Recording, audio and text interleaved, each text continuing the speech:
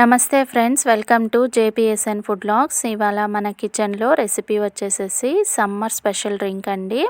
వేసవి కాలం వచ్చేసింది. ఈ కాలంలో మన శరీరాన్ని చల్లపరిచే ఆహారం ఎక్కువగా తీసుకుంటూ ఉండాలండి. అందులో చిన్న పిల్లలకి హాఫ్ డే స్కూల్స్ కూడా రన్ అవుతున్నాయి. బయట నుంచి వచ్చే చిన్న పిల్లలకైనా పెద్దవారికైనా ఇలాంటి చల్లని డ్రింక్ని చేసి సర్వ్ చేయండి. వాళ్ళు బయట డ్రింక్ని కొనటం కానీ తాగటం కానీ మర్చిపోతారు. అంత టేస్టీగా ఉంటుంది.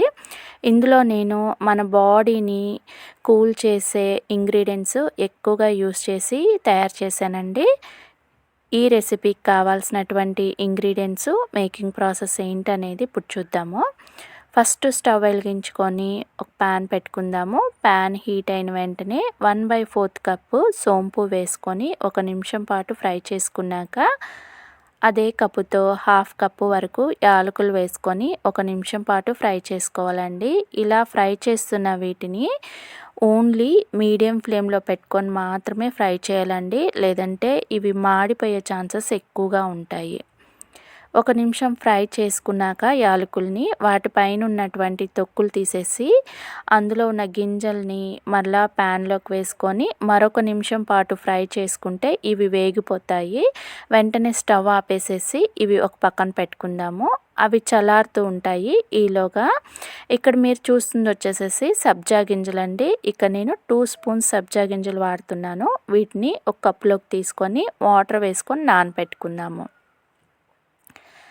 నెక్స్ట్ ఇక్కడ మీరు చూస్తుంది వచ్చేసేసి సగ్గు బియ్యం అండి. నేను ఇక్కడ సైజులో చిన్నవి యూస్ చేస్తున్నాను. మీ దగ్గర పెద్దవి ఉంటే కూడా యూస్ చేసుకోవచ్చు.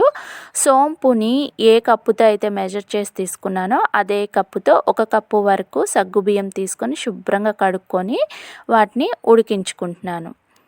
నెక్స్ట్ ఇక్కడ సోంపు అలాగే యాలకులు 2 కూడా చల్లారిపోయినాయండి. డైరెక్ట్గా జార్లోకి తీసేసుకుందాము. నెక్స్ట్ దీనిలోకి సోంపు ఏ కప్పుతో తీసుకున్నానో అదే కప్పుతో 2 కప్పుల వరకు షుగర్ వేసుకుంటున్నాను. ఇన్ కేస్ మీకు కనుక షుగర్ ఎక్కువగా ఇష్టమైతే, అంటే స్వీట్నెస్ ఎక్కువ ఇష్టమైతే మరో కప్పు షుగర్ యాడ్ చేసుకోవచ్చు. దాంట్లోకి చిటికెడంతా గ్రీన్ ఫుడ్ కలర్ వేసానండి. ఇది ఎడిబుల్ అండి. ఈ కలర్ అనేది ఎటువంటి హాని ఉండదు దీన్ని యూస్ చేయడం వల్ల. ఇన్ కేస్ మీకు కనుక షుగర్ ఇష్టం లేకపోతే పటిక బెల్లం అయినా యూస్ చేసుకోవచ్చండి. ఇలాగా వీడియోలో చూపించిన రీతిగా మెత్తటి పౌడర్ లాగా గ్రైండ్ చేసుకొని రెడీగా ఒక పక్కన పెట్టేసుకోవాలి. ఈలోగా సగ్గు బియ్యం ఉడికిందా లేదని ఒకసారి టెస్ట్ చేసుకుందాము. అవి ఇంకా ఉడకలేదు కాబట్టి ఒక 5 నిమిషాల పాటు మరలా ఉడికించుకుందామండి. ఈలోగా ఒక గిన్నెలోకి 1/2 లీటర్ వరకు పాలు తీసుకొని స్టవ్ మీద పెట్టుకున్నానండి. ఈ స్టవ్ మీద పెట్టుకున్న ఈ పాలని ఒక గరిటెతో కలుపుకుంటూ ఉండాలి, లేదంటే పైన మీగడ కట్టేస్తుంది. నెక్స్ట్ ఒక 2 స్పూన్ల వరకు కార్న్ఫ్లోర్ తీసుకొని కార్న్ఫ్లోర్లోకి 2 గంటల వరకు పాలు పోసుకొని కలుపుకొని ఒక పక్కన పెట్టుకోవాలి. ఇక్కడ కార్న్ఫ్లోర్ని ఎప్పుడు వేయాలనేది చెప్తాను చూడండి. పాలు పూర్తిగా ఉడికిపోయిన తర్వాత కార్న్ఫ్లోర్ యాడ్ చేయకూడదండి. పాలు ఉడుకుతున్నాయి అనగా పైకి బుడగలు తేలుతాయి, అంటే బబుల్స్ ఫామ్ అవుతాయి. చూస్తున్నారు కదా ఇక్కడ వీడియోలో. ఈ రీతిగా బబుల్స్ ఫామ్ అయిన వెంటనే మనము రెడీ చేసి పెట్టుకున్న కార్న్ఫ్లోర్ మిశ్రమాన్ని వేసేసుకొని పాలని అలాగే ఈ కార్న్ఫ్లోర్ని రెండింటిని కలుపుకుంటూ ఉడికించుకోవాలి. ఇక్కడ ఫ్లేమ్ పూర్తిగా స్విమ్లో పెట్టుకొని కలుపుకోవాలండి. లేదంటే కార్న్ఫ్లోరు ఉండలు కట్టిపోయే ఛాన్సెస్ ఎక్కువగా ఉంటాయి. ఒక్కోసారి ఏంటంటే కార్న్ఫ్లోర్ ఉడకకుండా పచ్చివాసన వస్తుందండి. అది ఎందుకంటే మనము పాలు పూర్తిగా పొంగొచ్చిన తర్వాత కార్న్ఫ్లోర్ కలపటం వల్ల అలాగ పచ్చివాసన వస్తుంది. ఒకసారి నేను చేసినట్లుగా మీరు కూడా ట్రై చేసి చూడండి. ఆ పచ్చివాసన అనేది రానే రాదు. నెక్స్ట్ ఇక్కడ నాకు సగ్గుబియ్యం అనేది ఉడికిపోయింది, అలాగే చల్లారిపోయింది కూడానండి. దాన్ని నేను సపరేట్ గిన్నెలోకి ఫిల్టర్ చేసుకుంటున్నాను. ఫిల్టర్ చేసుకొని అలా వదిలేయకూడదండి. వెంటనే చల్ల నీళ్ళు పోసుకొని ఈ సగ్గుబియ్యంని ఒకసారి వాష్ చేసుకుంటే దాంట్లో ఉన్న స్టార్చ్ అంతా పోతుంది. ఇక చూస్తున్నారు కదా, పాలు చల్లారిపోయినాయండి. చల్లారిపోయిన ఈ పాలల్లోకి మనం రెడీ చేసుకున్నాం కదండి సోంపు, యాలకులు, షుగర్ పౌడరు, దాన్ని మనము ఒక 2.5 స్పూన్ వరకు నేను ఇక్కడ యాడ్ చేస్తున్నాను.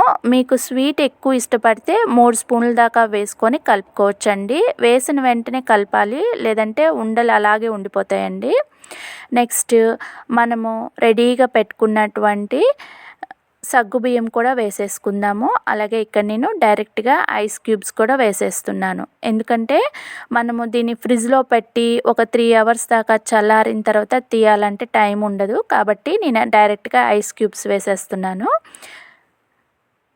ఇలా రెడీ చేసుకున్న ఈ డ్రింక్ని సర్వ్ చేసుకుందామండి. ఫస్ట్ నేను ఇక్కడ నానబెట్టుకున్నటువంటి సబ్జా గింజలు వేసేసుకొని ప్రిపేర్ చేసుకున్న డ్రింక్ని డైరెక్ట్గా గ్లాసెస్లోకి వేసేస్తున్నాను. చాలా టేస్టీగా ఉంటుంది, హెల్త్ కూడా చాలా మంచిదండి. ఈ సమ్మర్ సీజన్లో ఇది ఒక బెస్ట్ డ్రింక్ అని చెప్పొచ్చు. మీరు కూడా ఒకసారి ఇంట్లో ట్రై చేయండి. మీకు ఎలా కుదిరిందనేది కామెంట్ సెక్షన్లో కామెంట్ చేయండి. ఓకేనండి, మరొక మంచి వీడియోతో మీ ముందుకు వచ్చేస్తాను.